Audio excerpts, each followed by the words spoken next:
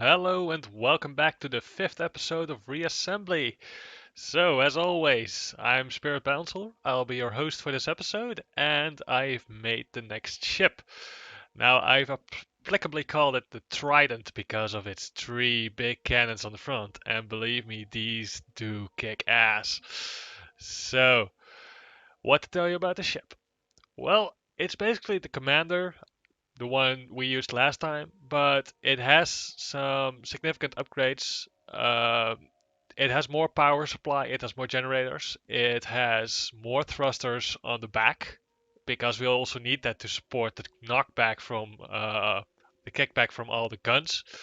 And we have used some R banks on the sides, which give it a bit of a winged shape.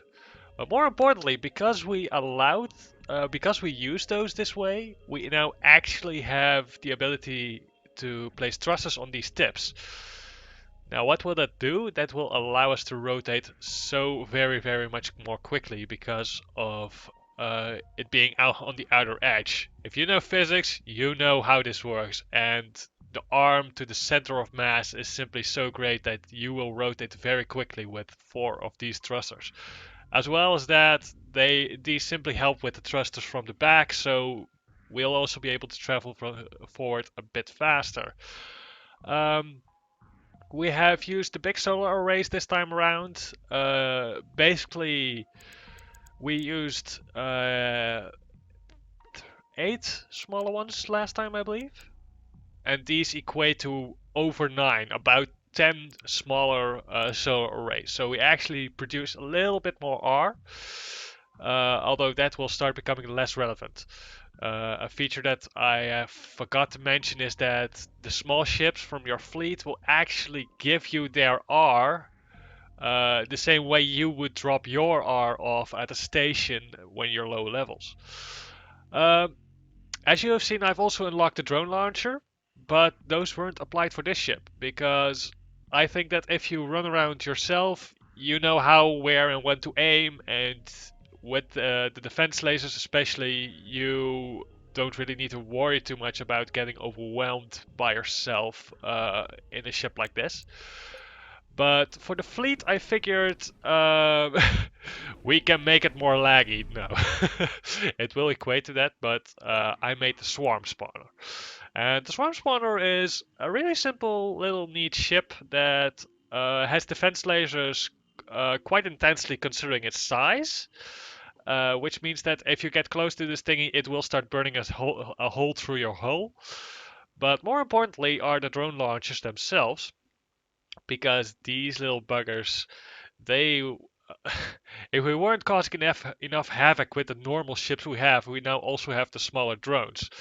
And eventually you'll see them being added to our fleet simply because the AI starts building everything at random from our library, so to say, our library of ships that are available. So you will start to see these little drones come around and start to just shoot at everything they come around. Very, very nice indeed. I've made it relatively nimble as well, so that means that it will be able to kite, something that the AI is very good at doing when it knows that it is a drone-based ship. It starts to actually kite the enemy ships, stay at range of them, and use the drones to take them out at a distance. So these will also function as a sort of snipers if you want. So very, very nice indeed. And I managed to round it down to exactly 1000p. So this is a medium level ship, I would say then. Not too expensive, but still has very, very powerful features to it. So we have the Trident. We will make the Trident ourselves because we now can store up to almost 6000 R. We can easily produce a ship of 3000 R, which the Trident is.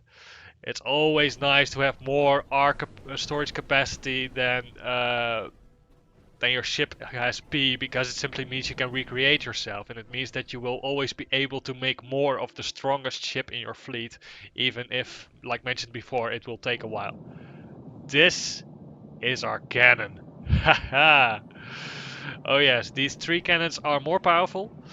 Not by a whole lot, but they are a bit more powerful, and obviously it are 3 instead of 2. So we almost we did more than make it half time extra strong. It's like 160% times the last chip. Quite powerful indeed. And as you might see on the map as well, because we have this giant fleet now, our presence on these sectors is becoming so great that wherever we travel, we just take control of that location. We take control of that sector. And there happens to be an agent nearby, and I want to take him out because I do not like seeing agents so close by. And there you see the drones. You see them all coming in. They shoot off first into the fray. Those start causing chaos before even anything else has happened. Look at how we shoot through them. Well, this is the commander unit. You can see it. Usually the commander unit from an agent is the biggest ship. You can see him, that ship multiple times perhaps, depending on what kind of fleet it is, but generally the commander unit is also the biggest, the strongest, the baddest. And there we go. 1,000 credits. 1,000 credits at this point isn't much anymore. That sounds really silly because we used to struggle for credits, and now we have 13k. And how the hell did we get that, you might ask? Well, that's the thing with getting a fleet like this, because basically every ship in your fleet is belongs to you. So every ship made here, the credits value of them, like when you would sell them off, that is all yours. If we would sell this entire fleet, we'd be so ridiculously rich. But because we keep building and because we keep moving, we slowly start to lose troops as well. And those troops simply, those you lose from the squad, but they are basically sold off automatically. So basically, because we simply move around, we now make tons and tons and tons of credits. So yeah, it's getting a little overpowered here. Probably we'll be able to make, well, not probably, definitely we'll be able to make our 8,000 power ship next episode. That's already a given, because we'll be ending this episode with, like, I don't know, 30,000 credits. Quite a lot indeed. Back in the day, just a few episodes ago, in fact, we used to struggle just to get a few hundreds together. We had to unlock those stations, remember? Now we just run around and don't even need to bother. Well, we do have them here, and I do want to activate them because it increases our presence. But yeah. Oh, that's a big one. That's a big ship. It's not the biggest, believe it or not, but this faction is the one I mentioned before, the Crystalline. The blue and purplish ones. These are very powerful. These are very powerful indeed. And oh no, wait, it is the biggest ship. You can recognize the biggest ship of the Crystalline faction by that little skull face in the middle of their design.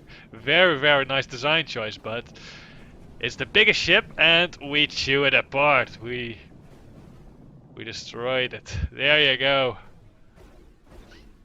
Usually if you would destroy a big ship of a certain faction, you would unlock that faction, but for our convenience I've already unlocked all factions in the game. That's why we could start with Tinkrell, because otherwise you would have to find Tinkrell first, and they are quite hard to find. So that's also a reason why I wanted to start with them, because it motivates people that haven't unlocked Tinkrell yet to actually unlock them, to find them, to seek them out on the fringes of the map. Because they usually are found near or at the fringes, as you can also see from the positioning from the last episode, like where we started. So, Crystallines, these powerful ships that we fight off now. You can see that they are quite powerful. I mean, we lost quite a significant amount of our fleet to them already. Doesn't matter though, because our strongest ships simply roll around like nothing has ever happened, because we designed them that way. But yeah, they are very, very, very powerful. Definitely something to look out for in the early game, but now we can just roll around and destroy them wherever we please. I do believe that we will come across some other center factions as well. I'll look on the map for a moment. These are Crystallines, but there is also another faction that resides mostly in the center, and that's are the Sentinels, exactly. The Sentinels are a very, very fun faction as well, especially if you like ramming ships, because the Sentinels are the first faction, I believe, the only faction, perhaps even, without mods. The Sentinels are the ones that are best suited for making melee ships, because they have parts that give a melee damage boost. Now you might think that melee damage in Space Wars is very, very insignificant. I mean, you would get chewed apart before you get close, right? Well, that's the thing, because the parts that also increase the damage, those double as armor blocks, so those are very, very sturdy for one. But moreover, uh, they actually you can get, if you can get close, if you can actually rush them, as the AI also calls it, if you can rush them and getting close and actually ram them, the game has some very unique ways of dealing with that kind of physics, and you will see that you actually just slide through everything. And it might sound strange to slide through everything, but just envision yourself being an ice skater and skating over a piece of ice, just cutting a hole through it. We would be doing the same. We would simply rush against a ship, we would collide with it, but instead of colliding, we'd simply start flying through it. And that would mean that everything that we collide with during crossing through them, so to say, while burrowing through them, will get destroyed. And that if that happens to be the core, again, they just get blown up. They get blown up. I have actually tried this out to what extent this counts, and you can literally make a tiny, tiny ship shaped like a bullet. And yes, if you get lucky with it, because the physics don't always work out, but if you get lucky with it, you will actually become a bullet. You will just shoot straight through them. It's hilarious. It's hilarious. Especially if you make a spinner ship. Those things are ridiculously powerful then. Spinner ships we'll get to later. Those are a specific design choice, and they are found to be quite overpowered by most players. But it really depends on how you design them. The Tinkrell, for one, are very, very poorly suited for spinner ships. But there are other factions that are very, very suited for them, and that will cause mayhem as a spinner ship. Especially for AI battles, because the AI doesn't really know very well how to deal with spinner ships because of their targeting systems. That gives you a significant edge over them. Alright, so let's activate the station. You've already seen a few sentinels that we've killed, I'm sure. And you might be saying like, but they didn't use any melee weapons, and that's true, because the AI has got some. It is clear that the AI is able to use melee weapons and able to use them correctly, but the code, the AI is poorly optimized for it. It will very much. Unless it is in the ideal situation, it will start to dodge stuff instead of just rushing through the damage, rushing through the bullets, and just destroying whatever hits them regardless. Because that's often what you want to do. See all those little drones? They all have those little tiny plasma cannons. Just start to chew through everything that they come close to. It's truly marvelous. I've made a fleet once that was almost purely based on drones, and not only was it actually quite effective, and causing a whole ton of lag. But it did look like you were swimming with tiny, tiny little fishes through the space. I guess you could say. You can say that. You can see what I mean when you see them all converging on a single point or moving around. It's like swimming through a little sea of fishes. All these little glowy things. But yeah, we now actually have almost the most powerful fleet we can. For, well, most powerful, of course. That simply means that our design works, but it doesn't mean that we're most powerful. But yeah, that will mean that next episode we'll probably make it to the 8000, and from there on we might start to do some other stuff, look around a bit still in this world, but I think that it won't last very long because um, apart from trying out new designs for the Tinkrell, basically you've already reached the top of the game there. But I do want to show you these things still for this episode, and the wormholes. Those thingies are fun. Oh well, fun. They don't do much actually. They just sit around there, and if you approach them, you get a little pop-up menu. You can then choose to stay here or follow the wormhole. And if you choose to stay here, that simply means that you will upload your fleet. Considering our fleet currently, I think we can very much do that. We don't want to use, we don't want to transport to some area we don't know yet. We haven't barely explored this one, so no reason, so stay here. Uploading, ploof, and we get 1,000 credits for it. If you're short on credits and need to find them quickly because you haven't used the exploit yet of just making a giant fleet, yeah, you can also go and hunt down some wormholes and you will get credits from them very, very quickly. I've done that myself a few times as well, when I was less focused on making fleets. Because personally, I find it most fun just to have a powerful ship and just fly around with it and just have fun with my ship.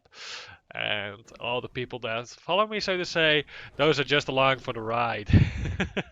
Just a fun addition, but not the meat of the game, if you ask me. So, we have some sentinels over here. Perhaps we can find one of their biggest ships. I hope we can come across their biggest ship. I do love that design they have. But apart from that design, there are some massive flaws with their biggest ship. I'll take a look.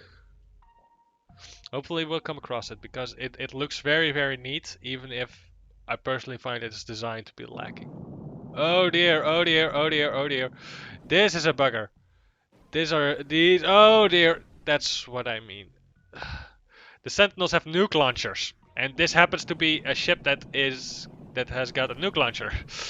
And that means that it will not fire very quickly, and it is not the greatest threat, but oh dear, will it cause explosions. Oh, hello! I actually designed the ship. It's got a few bugs because I used it with some modded features that I removed for this playthrough. But you can see what I mean. It's just a giant triangle that looks spiked at the front, and it is exactly what it is. It is exactly what it is. It would just fly through opponents like a knife would cut through butter. Oh dear, all those drones. It's one hell of a chaos.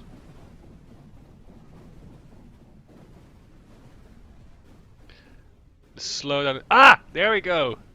The crescent. I love the design. I love the shape that it has, and it is quite sturdy. Indeed. And it uses the other super weapon that the Sentinels have. The Sentinels have two super weapons, whilst most other factions don't have super weapons, but in the end that's all balanced out pretty well, I'd say. But the Sentinels, the Crescent uses two giant lasers that just cut through everything that it touches. But those are also very slow to fire, and definitely not the strongest in the book. So you can see the slicer trying to dodge.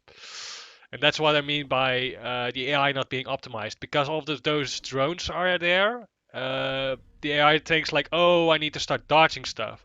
But those drones really don't do a lot of damage unless you really stick in them for a long while. So what generally the best idea is just to ignore the drones, fly straight through them, and start crashing the fleets. But the AI is simply not optimized for that. And you can see how it is very sturdy. It still retains its shape despite being bombarded by all kinds of stuff. So yeah, it is definitely powerful. Oh, and that reminds me, you can also have slight control over your fleet. Currently it says engage my target, so basically everything that I target fleets targets, and I don't think I want that now. When you have a big fleet, it's like just shoot at everything that comes near, so we say fire at will. They will just fire at everything that they see near them. That will mean that it functions a little less as a bodyguard to you, but at the same time it will also mean that they cause far more havoc and are less at risk of getting blindsided. So it's mostly it's generally a good choice to use that once your fleet is bigger and you don't need to use like guerrilla tactics or hit and run moves. So I'll just unlock the station.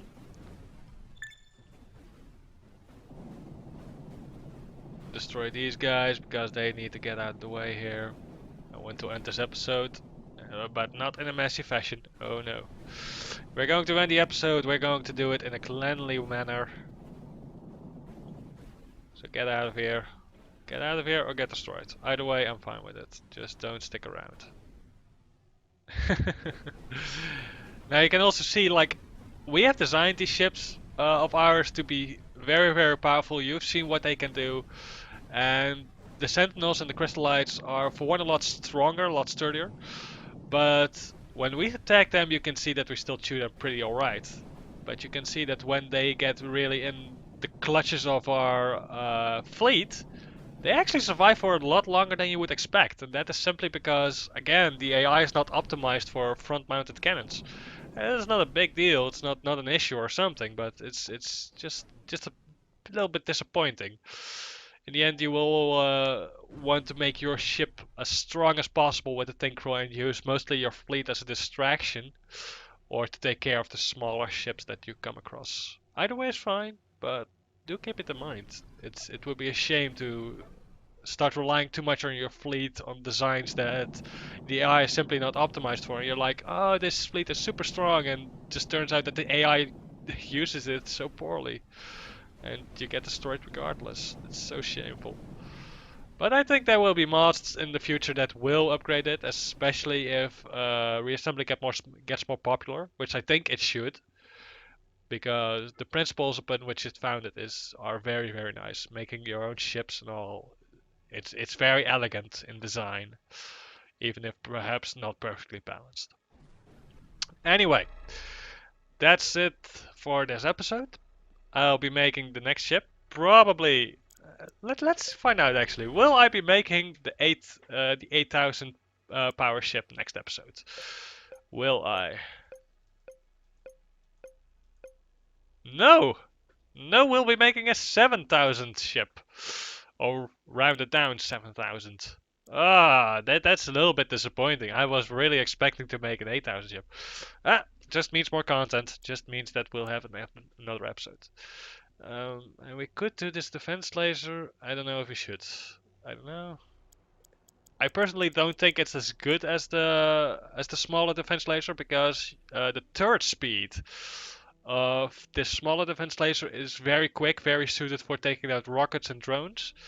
And though this bigger defense laser is more powerful and has more range, it is also a lot slower, so you can't as easily take care of drones and rockets. That's a little bit disappointing.